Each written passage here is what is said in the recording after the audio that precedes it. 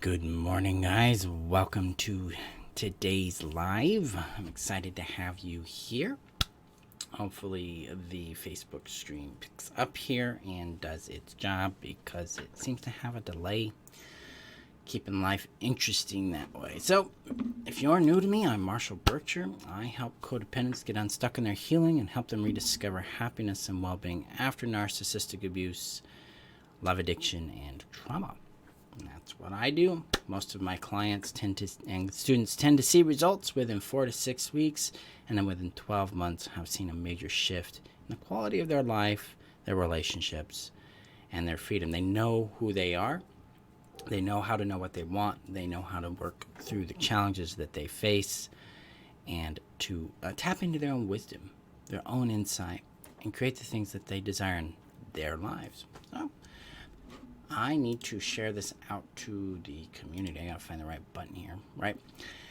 So if you're not a member of the Thriving Beyond Codependency community, you're welcome to join. The link is above on Facebook, below on YouTube. If you're on YouTube, hit that subscribe button.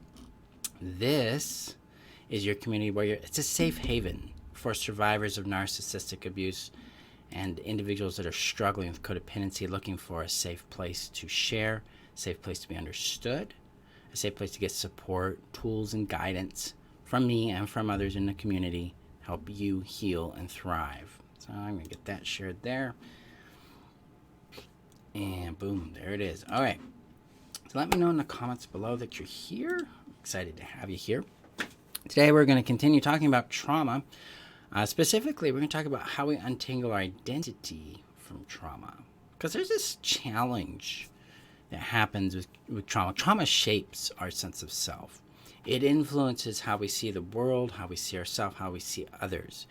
It creates a dominant, what I call dominant experience or dominant filter by which to interpret the world through.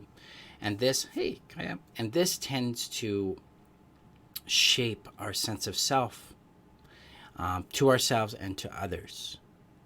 And as we heal from trauma, it's really about a detangling from that identity and a connection back to something, I can't say it's more genuine, but it's certainly more integrated with what brings us joy, which is more aligned with our innate value, the true person we be within. Because the trauma identity is forged through the experiences we've had and tends to work to protect us. It wants to do two things for us. Trauma identity wants to raise our safety and reduce our risk. Okay, that's how the brain's trying to negotiate the uncertainty in the world around us. It's trying to help protect us. And so sometimes the trauma brain gives us messages about ourselves that say, hey, we shouldn't be this way, we shouldn't want this, we shouldn't do that, or we're going to get hurt. And these shouldn'ts tend to limit us. They tend to shape what we're able to do and what we're not able to do. I'm doing well, Rita. How are you? And it tends to put false borders around our potential because the goal in the brain at this point is safety. It's not creativity. Because when we get into personal development, it really breaks down to, am I safe enough to be myself? Am I safe enough to go out and discover things, take risks?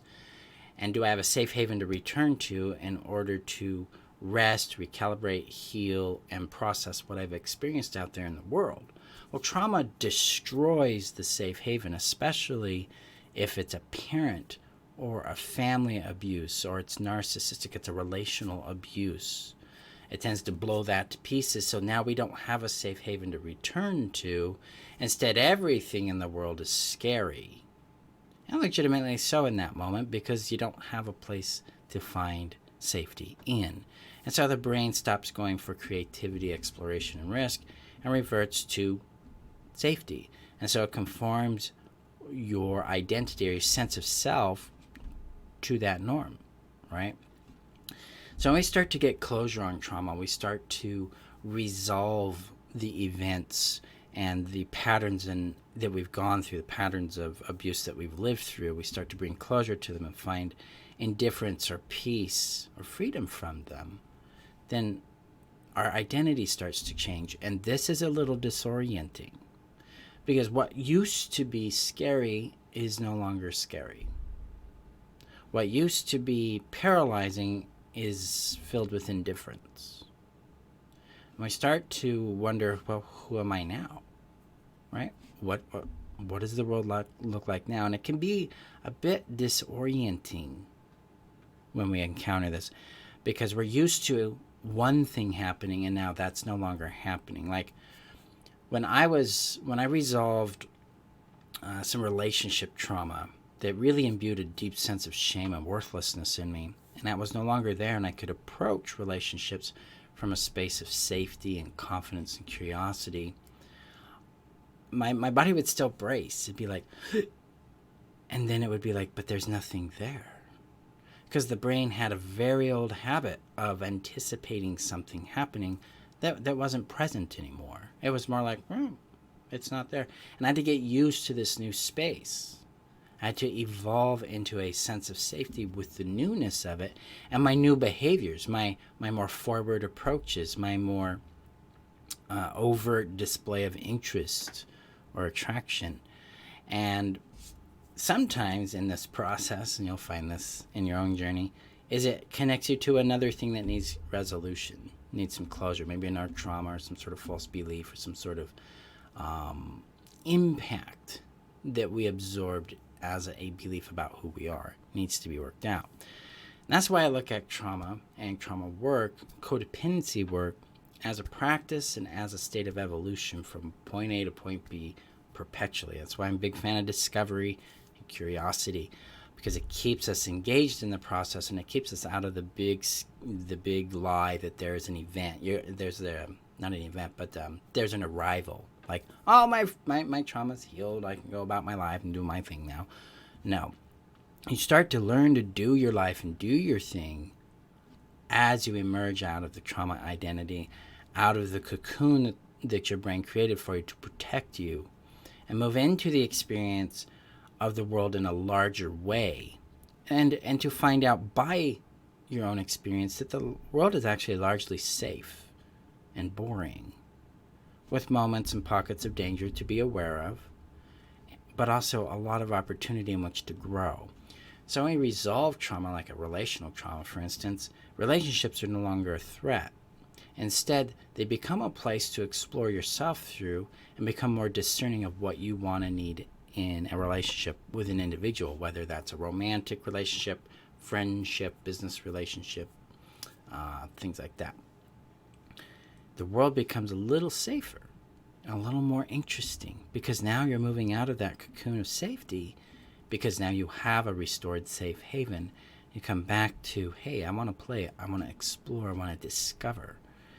And then, some other trauma or some sort of pain or false belief may come up. We go through and resolve that, and that expands us even more. This is how we're moving or untangling ourselves from the trauma identity, because we're realizing that identity was useful for a specific point in our lives, but now as we discover the world to be safer, it's no longer useful there. So it's not about discarding that identity. It's not about giving that up. It's about discovering who we are beyond it. So it's an inclusive concept rather than an exclusionary one, or one where we erase something. I don't think that there is a notion in self-help and some concepts where we erase these elements. I don't really understand how that's possible. But what I know from experience, personally and professionally, is that we actually evolve it. So there's that component there that might be useful again in the future. So I have to give it up. But we move beyond it. We add to it. We increase the comfort zone. We increase the safety of being ourselves so we can understand ourselves. Hi, Jasmine.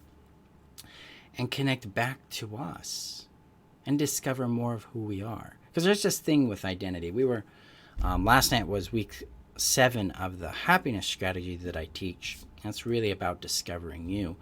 And in that class, we talked a bit about how identity isn't a living thing. It's something that evolves. It's something we perpetually discover. It's not, identity is not a definition. It's not something you look up in the dictionary and, oh, there's Marshall, that's who I be.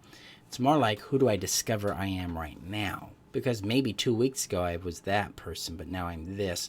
And I've grown or I've changed. I need to be aware of that so I can respond to life from where I am now rather than I was 15 years ago or something like that. And this allows us to move beyond trauma. It also allows us to move beyond the codependency, the habits that we've internalized as means to survival.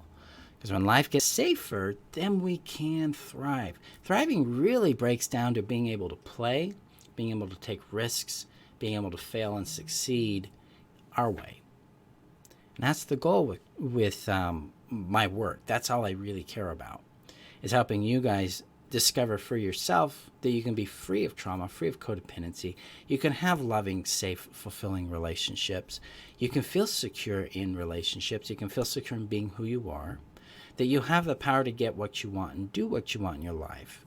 I'm not one of those life coaches or mentors or something that's going to be out there like, you make $1 billion if you want to. Yes, you can. But really, my angle is that happiness is your definition. You discover it, you create it.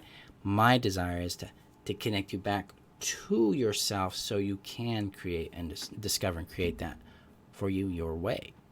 Because happiness is an individual thing.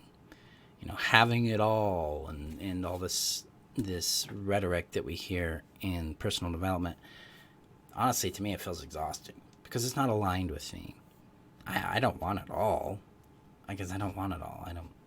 I want specific things, and I want those things because they bring me joy. But I only know they bring me joy because I'm willing to access that aspect of myself. Now, I used to be unable to access that part of me. It used to terrify me to admit to myself what I wanted because maybe I'm going to get in trouble. I'm going to get hurt. And it's not an easy thing to go through because I was traumatized in getting what I wanted. So my identity had been shaped into this experience of being harmed, so I needed to be safe. So don't do you, Marshall. Don't do you because you're going to get hurt. You're going to get harmed. You're going to get beat. You're going to be beat up. You're going to be threatened to be beat up. You're going to be chased around school with it. That was really the trauma behind that one. When I resolved that, it became like, well, I'm going to be me and people get to live with it. And I started to be able to access my own joy and know me. That's ultimately what resolves codependency. It's what resolves trauma. And it gets us back to a place where we can do what we are, whatever that is. So if you're a person that just wants to create art, create art. You want to write books, write books. If you want to fish off the dock, fish off the dock. Big whoop. I have clients that when they found out what brought them joy, that's all they do. And one of them, literally, he loves to fish. So that's what he does. See, it's not about big, grandiose things, guys. I think that's just part of the narcissistic element of marketing, personal development. You can have it all and be a billionaire and blah, blah. Not everybody wants that. Not most people don't even want that. Like one of my biggest desires is just my own beautiful place that's mine. That's it. And I get to have that right now. It's other people be like, oh God, you live in a basement apartment. So what? I enjoy it. I own one of my dream cars, my Chevelle. There's more that I would love to have, and I'm planning on getting those. That'll be fun. I've got a fantastic relationship. I've got great kids. I have good bonded connection with them. These are things that I've desired and I've worked for.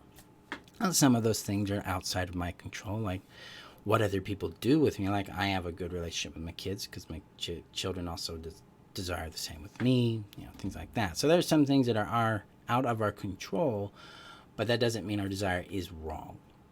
So when we get back to this, when it comes back to trauma, it's really coming back to understanding that trauma kept us safe. It provided a cocoon or a shelter for us when there was no other option. And that as we heal trauma, we re-engage with the world.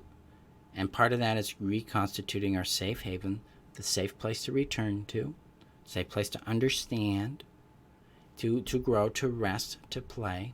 And then we come back into the world and experience some things, come back to the safe haven. And we develop, we grow, we discover who we are. And this brings trauma to full closure. This brings us back to ourselves, back to our happiness, because that's the goal with closure. It's that you know yourself more and you're able to accomplish the things that really matter to you. And that's it. So that's today's little rant. We have 8 spots left in the Get Closure Now system. That starts this Sunday. So we got like 6 days left. I highly recommend you get in on it. It's only $500. I don't know when I'm going to teach this again because I don't teach it often. The reason why is because it obligates me to a one-on-one session with you. So as part of the course, it's 6 weeks long. I teach you 4 specific things. I teach you how to restore safety and safe haven in your world, how to regulate your nervous system, and help it calm down, how to build capacity to feel so you don't feel so frozen and locked with emotion. And I prep you for your one-on-one session with me, where I will lead you through a process called the closure technique to help you find resolution and closure with specific trauma in your world. So there's only 15 slots. 8 of them are open. Hop in on that. We start Sunday. The link is below on YouTube, above on Facebook. If you have any questions, feel free to PM me on that. Guys, I appreciate you. Remember that you're worth knowing, loving, and keeping. Be safe out there. And I'll see you in class. I'll see you online. I'll see you in the community. And I'll see you in our next training video. Have a great day, guys. Bye-bye.